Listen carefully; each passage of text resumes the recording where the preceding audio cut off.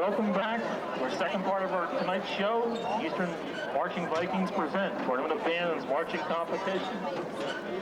October 30th. Glad you're having a good time. Please partake of our airgrams and candygrams and Beanie Baby grams and the 50-50 Halloween basket raffle that's coming through the crowd. Superintendent, Dr. It happened all of a sudden, and I have no recourse, or plan B immediately. He says he will try to renew his admission privileges at other hospitals. That may take some time. But Jessica Guzman says she doesn't have much time right now. Yeah, I'm worried what something happened to my baby. I don't want that.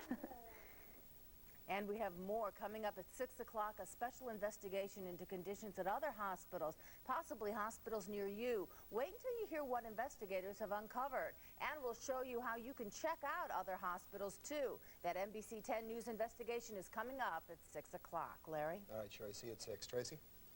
For Roman The state found expired items, unsecured syringe boxes, and missing signatures on consent forms. The hospital admits inspectors also found nurses had not properly copied down medications on a sheet. But the hospital tells us no one was ever given the wrong medication. The issues the health department found were not were not directly related to the care that the patient received. It was documentation of the care that the patient received. And the New Jersey Department of Health also says that they found no evidence that any of these issues adversely affected the patients. Again, we may know in the next half hour whether this hospital is going to be able to admit new patients again, and we'll keep you up to date. Live in Mannington Township, New Jersey, Luann Kahn, NBC 10 News. Luann, thank you. After hearing what happened at Memorial Hospital, many people are probably wondering if their local hospital has had violations. NBC 10 medical reporter Sherry Bank is here to tell us more about that. Sherry? Well, Tracy and Larry, hospitals are inspected by the state. NBC 10 News looked at some of the enforcement actions taken in the last year and a half against some hospitals. Now, keep in mind, all of these problems have been corrected. But if you look at some of the violations, it might be enough to make anyone sick.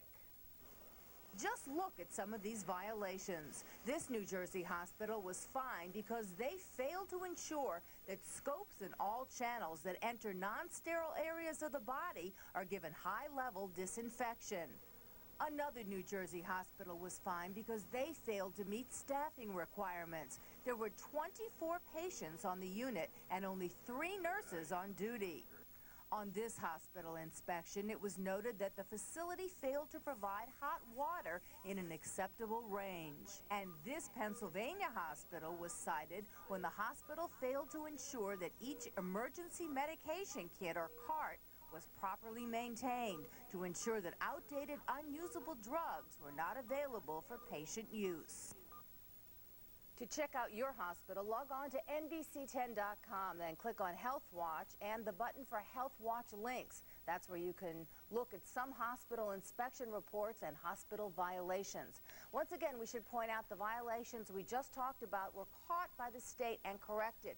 But if you have a problem with a hospital, you can report it yourself by calling your state health department. Larry and Tracy? Okay, Sherry. There has been a possible security breach at Philadelphia International Airport. The possible breach happened inside Terminal C, but 2 terminals, the Terminal B and the Terminal C, have been closed as a precaution. People can leave, but no one is being permitted to go into the terminals. You're looking right now at a foggy distance shot of the airport. Right now, we do not know what the breach is, but it appears to be something significant. Airport security is now reviewing security tape to gather clues again. 2 terminals at Philadelphia International Airport are closed, Terminals B and C. We have an NBC 10 News crew on the way, and as soon as we get more information or pictures, we will bring them right to you. We now have new information on a series of arsons inside West Philadelphia High School. While we were at the school today, another fire. That makes 25 this year, and this time a quick arrest. NBC 10's Bill Baldini is live in West Philadelphia with the latest. Bill? There's no doubt about it. Today was a big break in this arson case here at West Philadelphia High. Police told me they caught one student red-handed starting